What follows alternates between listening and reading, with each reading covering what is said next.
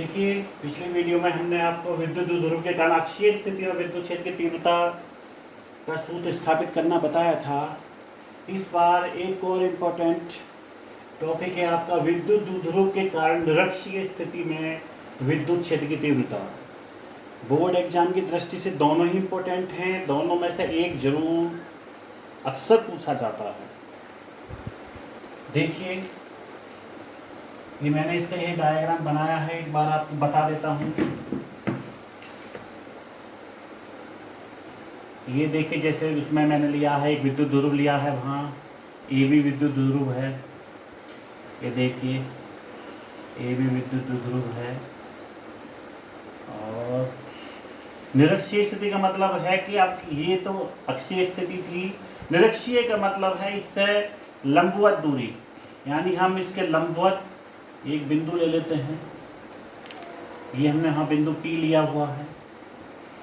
ये P बिंदु लेने के बाद ये इसका देखिए मध्य बिंदु है, और ये आप जानते हैं ये L होती है, विद्युत द्विध्रुव में ये भी L होती है। ये -Q आवेश होता है, ये +Q आवेश होता है। ये दूरी मैंने R ली है यहाँ से लेकर यहाँ तक की। ये मैंने इसको मिला दिया है, ये इसको मिला दिया है।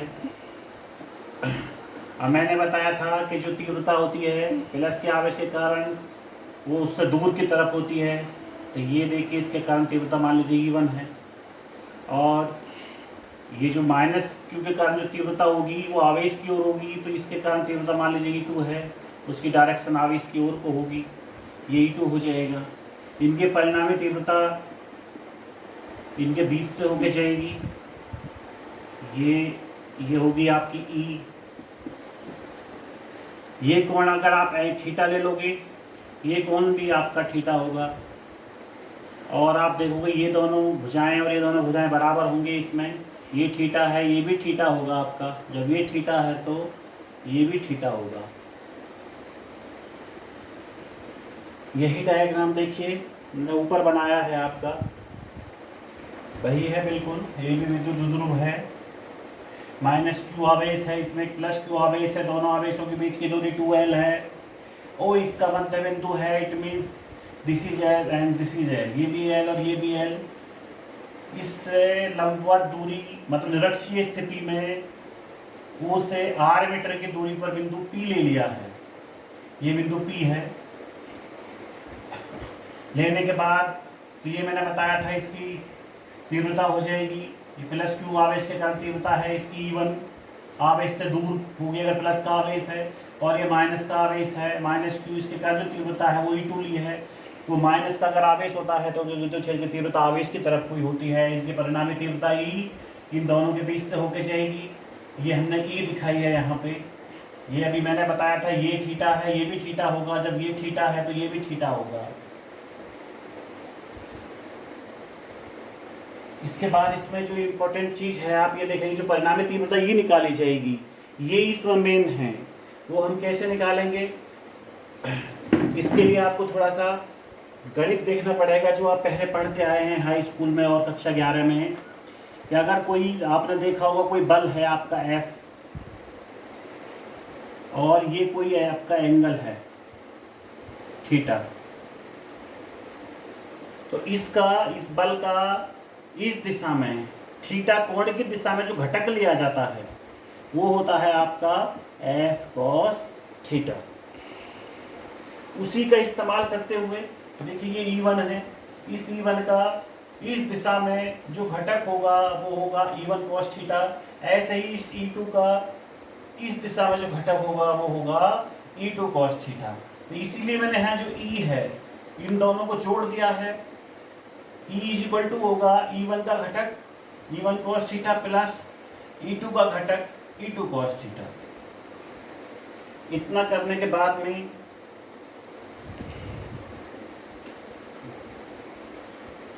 अभी आप देखेंगे, यहीं आ जाते हैं। इसमें लिखा माना विद्युत द्विध्रुव AB के मध्य बिंदु O से निरक्षीय स्थिति में R दूरी पर हमें विद्युत क्षेत्र ज्ञात करना है। जो बताया गया था, O से निरक्षीय स्थिति है, R दूरी पर बिंदु P है, इस पर हमें विद्युत क्षेत्र की तीव्रता ज्ञात करना है। कैसे करना मैंने अभी आपको बताया।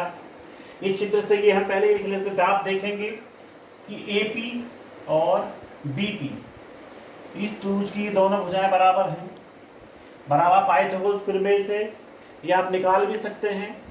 ये L है, ये R है, तो ये कर्ण जो है आप जानते हैं कर्ण का वर्ग बराबर होता है लंब का वर्ग प्लस आधार का वर्ग। तो उससे जो क्या निकल के आएगी, ये √r² प्लस L²। ये भी बिल्कुल सेम ऐसे निकल के आएगी √r² प्लस L²। तो AP = BP = हो जाएगा हमारा √r² प्लस L²। एक हमें cos थीटा यहाँ आया हुआ है, cos थीटा की आवश्यकता पड़ेगी। इस ट्राइंगल से, इस ट्राइंगल से किसी से भी आप cos थीटा की वैल्यू निकाल लीजिए, सेम ही होगी cos थीटा। cos में आप जानते हैं किसी भी त्रिभुज में, समकोण त्रिभुज में cos क्या होता है, cos होता है आधार बटे कर्ण। तो आधार ये है, अगर हम इस त्रिभुज को लें तो L बटे कर्ण है इसमें √r² प्लस L²। तो यहाँ cos थीटा निकल के आ जाता है L/√r² प्लस L²। इतना करने के बाद अब बिल्कुल मैं पहले की तरह करूंगा। कैसे? अलग अलग तीव्रताएं निकालूंगा। पहले प्लस Q के कारण निकालता हूं। प्लस Q के कारण बिंदु P पर विद्युत क्षेत्र की तीव्रता, वो मान रखी मैंने E1। प्लस Q आवेश के कारण बिंदु P पर विद्युत क्षेत्र या विद्युत क्षेत्र की तीव्रता एक ही बात होती है। E1 = उसी सूत्र से क्या होगा, E1 = 1/4πε0 Q √r² plus L² का वर्ग आएगा। तो वर्ग करने से √ घट जाएगा, दूरी का वर्ग आता है ना, और दूरी में आ रहा है √, तो वर्ग करने से √ हट जाएगा।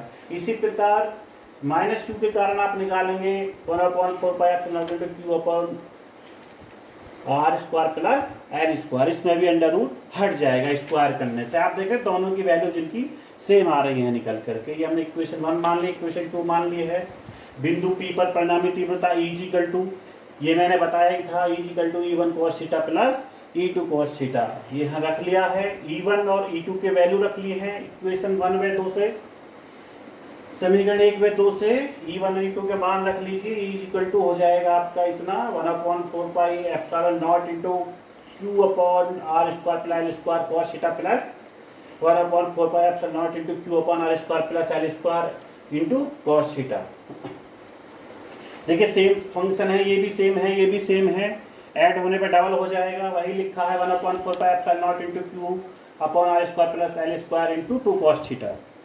डबल कर दिया है। अब क्या हो जाता है,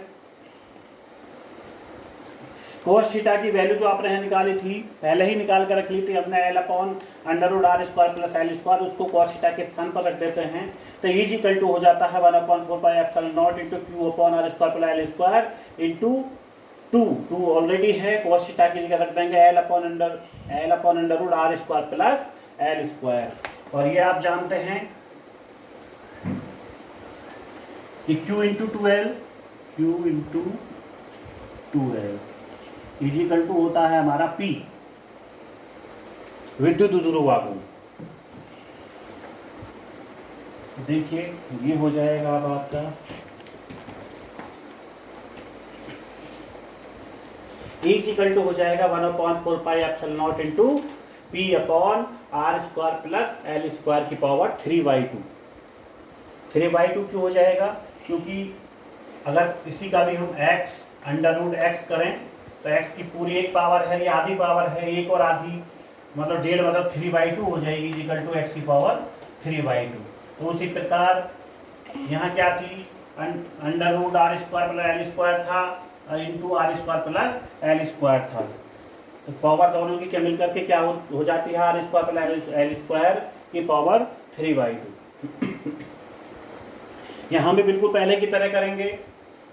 L जो है R की तुलना में बहुत छोटा है, तो L² जो है r² की तुलना में और भी बहुत ज़्यादा छोटा होगा। इस स्थिति में हम L² को r² की तुलना में नगण्य मान सकते हैं, मतलब इसको छोड़ सकते हैं, इसको हम शून्य मान सकते हैं।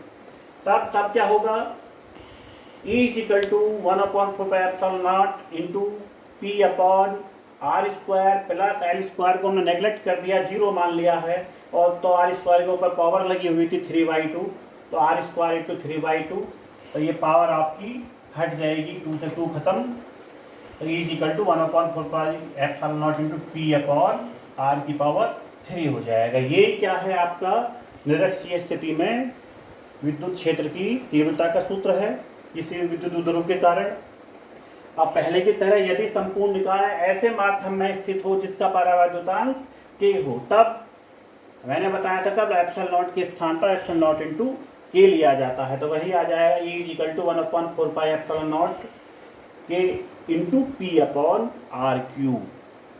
तो ये आप देखें अक्षीय स्थिति में यहाँ 2p आया था, ये डिफरेंस है, लेकिन निरक्षीय स्थिति में p अपॉन आर क्यू आया है। इसका मतलब अक्षीय स्थिति में उतनी ही दूरी पर जो विद्युत क्षेत्र की तीव्रता है वो क्या होती है, जस्ट डबल होती है निरक्षीय स्थिति के मुकाबले। ई की जो दिशा है इस निरक्षीय स्थिति में ई की जो दिशा होगी विद्युत क्षेत्र की दिशा वो धनावेश से ऋणावेश की ओर होगी। वो आप डायग्राम में देख सकते हैं, डायग्राम में स्पष्ट दिखेंगे जो ई की दिशा है वो इधर से इधर की तरफ है, यानी प्लस से माइनस की ओर है। और ये मैंने अभी आपको बताया था कि यदि हम संबंध लिखें ई अक्षीय और ई निरक्षीय में, मतलब अक्षीय स्थिति में विद्युत क्षेत्र की तीव्रता और निरक्षीय स्थिति में विद्युत क्षेत्र की तीव्रता में अगर हम संबंध लिखें, अभी आपको मैंने बताया था ई अक्षीय इज इक्वल टू होगा 2 इंटू ई निरक्षीय, यानी निरक्षीय का जस्ट डबल होता है अक्षीय स्थिति में। ओके।